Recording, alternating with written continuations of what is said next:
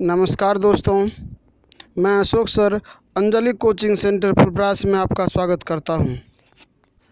Friends, आज की class शुरू करने से पहले आपसे एक छोटी सी रिक्वेस्ट है कि यदि आप इस चैनल पर पहली बार आए हैं तो चैनल को सब्सक्राइब करके बेल आइकन को दबा दें, जिससे आगे आने वाले वीडियो का नोटिफिकेशन आपको मिल सके। तो चलिए समय न गंवाते हुए शुरू करते हैं आज का क्लास। फ्रेंड्स, आज हम लोग 12th क्लास के केमिस्ट्री का 14 नंबर चैप्टर जैव अणु का तीसरा क्लास लेंगे। तो क्या है फ्रेंड्स कि इससे पहले हम लोग इस चैप्टर का 2 क्लास का वीडियो अपलोड कर चुके हैं और आज ये तीसरा क्लास है। जो अपलोड किया गया वीडियो है पिछले 2 क्लास का, उसका लिंक इस डिस्क्रिप्शन में दिया हुआ है, वहाँ से देख लें या फिर आप चैनल के प्ले लिस्ट में जाके देख लें। तो फ्रेंड्स, चलते हैं हम लोग आज के क्लास पर। जो है पहला टॉपिक म्यूटा रोटेशन। जब शुगर के अल्फा तथा बीटा एनोमर्स को जल में घुलाया जाता है तो उसके विशिष्ट घूर्णन में स्पॉन्टेनियस परिवर्तन हो जाता है। ऐसी घटना को म्यूटा रोटेशन कहते हैं। स्पॉन्टेनियस मतलब होता है फ्रेंड्स स्वाभाविक, अस्वाभाविक परिवर्तन होता है। अस्वाभाविक परिवर्तन होता है। स्पॉन्टेनियस मतलब होता है अस्वाभाविक। अगला फ्रेंड्स कि ग्लूकोज के उपयोग।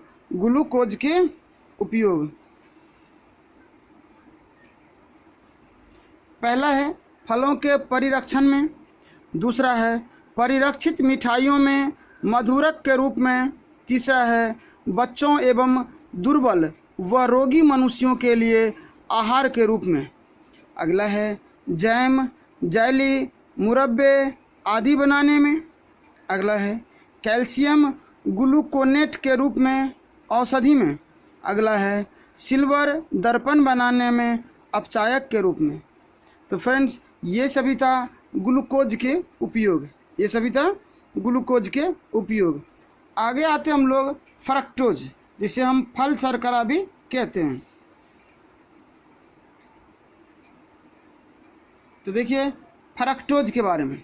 फ्रक्टोज एक कीटोहेक्सोस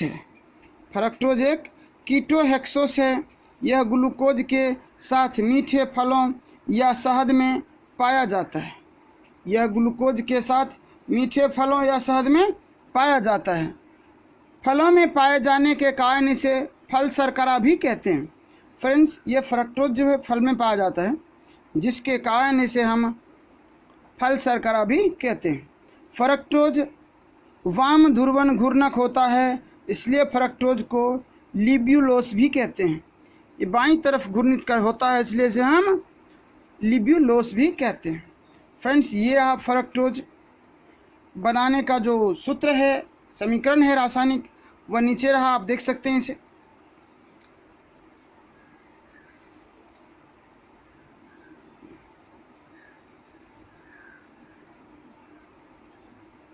तो फ्रेंड्स, अगला है फ्रक्टोज के गुण।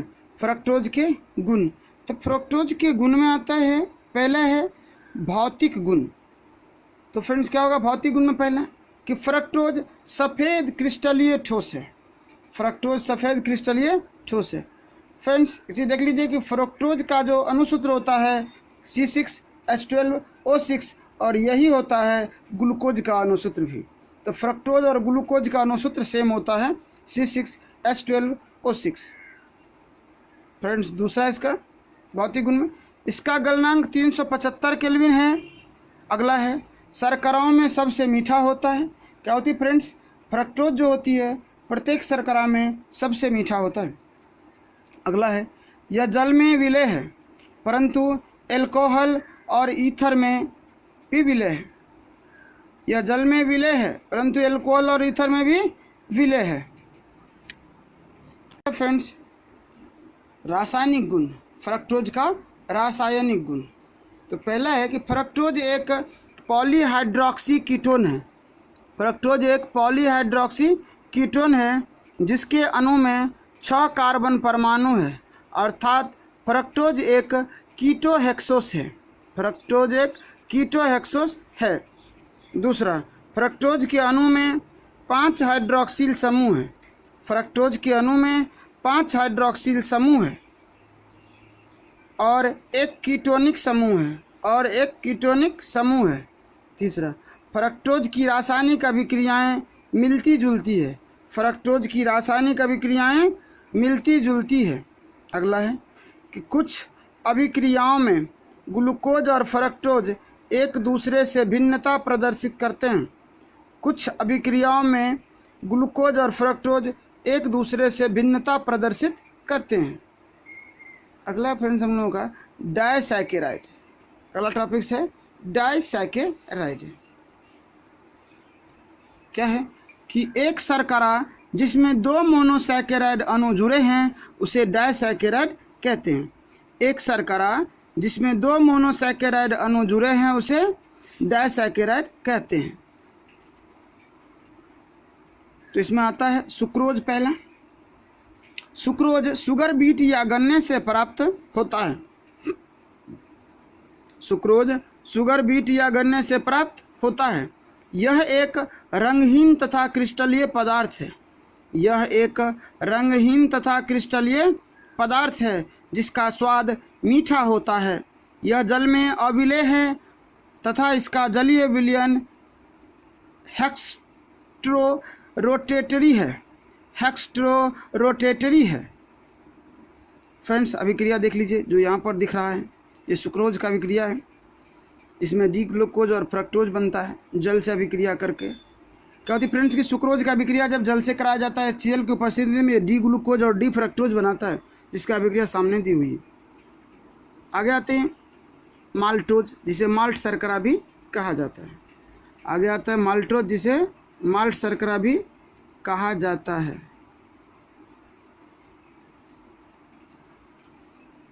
स्टार्च के आंशिक एंजाइमेटिक जल अपघटन के द्वारा माल्टोज प्राप्त होता है। फ्रेंड्स, इसकी अभिक्रिया देख लीजिए यहाँ पर है। माल्टोज को तनु HCl के साथ गर्म करने पर यह जल अपघटित होकर 2 अणु D+ ग्लूकोज प्रदान करता है। 2 अणु D+ ग्लूकोज प्रदान करता है। इसके आधार पर यह कहा जा सकता है कि प्लस माल्टोज 2 ग्लूकोज अणुओं से बना होता है। प्लस माल्टोज 2 ग्लूकोज अणुओं से बना होता है। तो फ्रेंड्स, जिसका अभिक्रिया नीचे दिया गया है एक और है कि माल्टोज को जल से अभिक्रिया कराने पर 2 अणु ग्लूकोज का बन रहा है। तीसरा है लैक्टोज। लैक्टोज दूध में पाया जाता है, इसलिए यह दूध शर्करा कहलाता है। तीसरा लैक्टोज है जो दूध में पाया जाता है, इसलिए यह दूध शर्करा कहलाता है। यह श्वेत क्रिस्टलीय ठोस है। यह जल में विलेय है किंतु अल्कोहल, ईथर, बेंजीन आदि में अविलेय है। इसके अम्लीय जल के अपघटन के फलस्वरूप डी ग्लूकोज तथा डी लैक्टोज का मोलर मिश्रण प्राप्त होता है, जिसकी अभिक्रिया नीचे दी गई है। देखिए यहाँ पर अभिक्रिया है। अगला टॉपिक हम लोगों का फ्रेंड्स पॉलीसैकेराइड है। अगला है पॉलीसैकेराइड। तो क्या है पॉलीसैकेराइड में कि कार्बोहाइड्रेट का वह समूह जिसमें लंबी श्रृंखला के मोनोसैकेराइड अणु रहते हैं।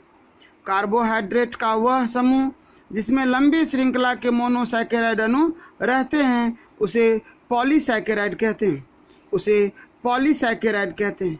इसका सामान्य सूत्र यहाँ देखिए सामने दिया हुआ है कि C6H10O5 होल N जहाँ कोई पूर्णांक होगा। पॉलीसैकेराइड में पहला आता है हमारा स्टार्च। स्टार्च हमारे आहार का प्रमुख अवयव है। यह पौधों में संग्रहित भोजन के रूप में उपस्थित होता है। गेहूँ, चावल, मक्का, आलू आदि इसके प्रमुख स्रोत हैं। फ्रेंड्स, क्या होती है कि स्टार्च जो होती है वह गेहूं में, चावल में, मक्का में, आलू में इत्यादि में पाई जाती है। यह रंगहीन, स्वादहीन, अक्रिस्टलीय चूर्ण है जो जल में अविलेय होता है, जो जल में अविलेय होता है।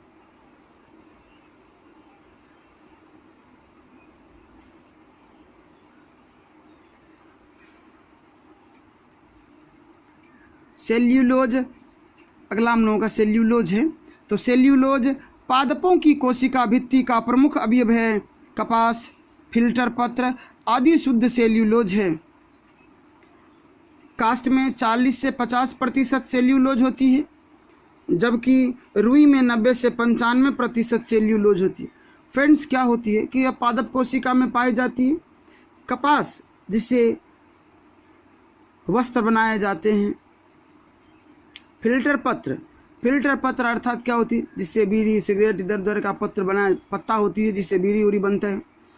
उसमें क्या होती है कि 40 से 50% सेल्यूलोज नहीं होती, वह शुद्ध सेल्यूलोज ही है। और 40 से 50% लकड़ी में होती। काष्ठ मतलब लकड़ी। कपास, फिल्टर पत्र तो शुद्ध सेल्यूलोज है ही, परंतु लकड़ी में 40 से 50% सेल्यूलोज पाया जाता है और रुई में 90 से 95% सेल्यूलोज होती है। आगे, सेल्यूलोज रंगहीन, अक्रिस्टलीय तंतु पदार्थ है। सेल्यूलोज रंगहीन, अक्रिस्टलीय तंतु पदार्थ है। यह जल एवं अधिकांश कार्बनिक विलायकों में अविलेय है। यह जल एवं अधिकांश कार्बनिक विलायकों में अविलेय है, परंतु अमोनीकृत कॉपर हाइड्रोक्साइड विलयन में विलेय है। परंतु अमोनीकृत कॉपर हाइड्रोक्साइड विलयन में विलेय है।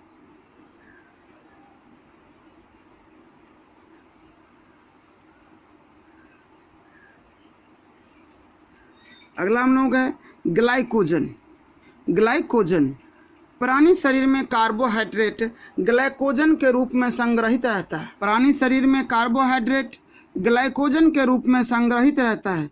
चूँकि इसकी संरचना एमिलोपेक्टिव के समान होती है, अतः इसे प्राणी स्टार्च भी कहते हैं। क्या होती है फ्रेंड्स कि कार्बोहाइड्रेट जो प्राणी शरीर में होती है वह ग्लाइकोजन के रूप में संचित रहती है। चूँकि इसकी संरचना एमिलोपेक्टिव के समान होती है, अतः इन्हें प्राणी स्टार्च भी कहते हैं। यह यकृत मांसपेशियों तथा मस्तिष्क में उपस्थित रहता है। यह यकृत मांसपेशियों तथा मस्तिष्क में उपस्थित रहता है। कार्बोहाइड्रेट का महत्व। आगे हम लोगों का है कार्बोहाइड्रेट का महत्व। पहला, यह पौधे एवं प्राणियों के जीवन के लिए आवश्यक है। यह पौधों एवं प्राणियों के जीवन के लिए आवश्यक है। अगला है कि वैद्य शहद का उपयोग औषधि बनाने में करते हैं। वैद्य शहद का उपयोग औषधि बनाने में करते हैं। अगला है वनस्पतियों में कार्बोहाइड्रेट स्टार्च के रूप में और जंतुओं में ग्लाइकोजन के रूप में संचित होता है। वनस्पतियों में कार्बोहाइड्रेट स्टार्च के रूप में और जंतुओं में ग्लाइकोजन के रूप में संचित होता है। आगे, जीवाणुओं तथा पौधों की कोशिका भित्ति सेल्यूलोज की निर्मित होती है। जीवाणुओं तथा पौधों की कोशिका भित्ति सेल्यूलोज की निर्मित होती है। अगला, लकड़ी के रूप में प्राप्त सेल्यूलोज से फर्नीचर इत्यादि तैयार किया जाता है। अगला है सेल्यूलोज से वस्त्र बनता है। आगे है जैव तंत्र में कार्बोहाइड्रेट बहुतेरे प्रोटीनों एवं लिपिडों के साथ संयुक्तावस्था में मिलते हैं। जैव तंत्र में कार्बोहाइड्रेट बहुतेरे प्रोटीनों एवं लिपिडों के साथ संयुक्तावस्था में मिलते हैं। आगे फ्रेंड्स हम लोगों का प्रोटीन, अगला टॉपिक हम लोगों का है प्रोटीन। प्रोटीन एमिनो अम्लों द्वारा बने उच्च आणविक द्रव्यमान के जलीय जैव बहुलक है जो सभी जीवित कोशिकाओं में उपस्थित होते हैं। प्रोटीन एमिनो अम्लों द्वारा बने उच्च आणविक द्रव्यमान के जटिल जैव बहुलक है। फ्रेंड्स, ये क्या है? जैव बहुलक है जो सभी जीवित कोशिकाओं में उपस्थित होती है। और यही फ्रेंड्स कि प्रोटीन जो होती है जितनी भी जीवित कोशिका अर्थात जितना भी जीव है सभी में उपस्थित होता है। वनस्पति एवं प्राणी कोशिका के जीव द्रव्य में 10 से 20% प्रोटीन उपस्थित होती है। प्रोटीन एंजाइमों के रूप में जैव रासायनिक अभिक्रियाओं को उत्प्रेरित करती है। जैव रासायनिक अभिक्रियाओं को उत्प्रेरित करती है। हार्मोनों के रूप में ये उपापचयी प्रतिक्रियाओं को नियंत्रित करती है। हार्मोनों के रूप में ये उपापचयी प्रतिक्रियाओं को नियंत्रित करती है तथा प्रतिरक्षियों के रूप में वे शरीर की विषैले पदार्थों से रक्षा करती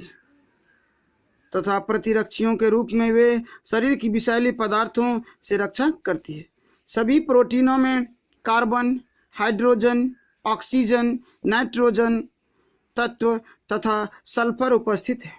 सभी प्रोटीनों में कार्बन, हाइड्रोजन, ऑक्सीजन, नाइट्रोजन तत्व तथा सल्फर उपस्थित है। कुछ प्रोटीनों में फास्फोरस, आयोडीन तथा धातुएं जैसे आयरन, कॉपर, जिंक तथा मैग्नीज की अत्यल्प मात्रा भी उपस्थित होती है।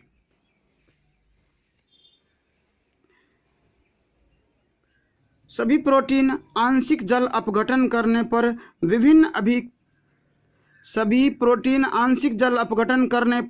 विभिन्न आणविक द्रव्यमानों के पेप्टाइड देते हैं जो पूर्ण जल अपघटित होने पर एमिनो अम्लों में बदल जाते हैं। फ्रेंड्स, ये रहा अभिक्रिया। प्रोटीन को जब जल अपघटन किया जाता है तो पेप्टाइड देता है, जब पेप्टाइड की जल अपघटन हो जाती है तो एमिनो अम्ल मिलता है। तो फ्रेंड्स, आज की क्लास को इतने पर समाप्त करते हैं और मिलते हैं इससे आगे के टॉपिक्स में अगले क्लास में। तब तक के लिए जय हिंद, वंदे मातरम। Thanks for watching.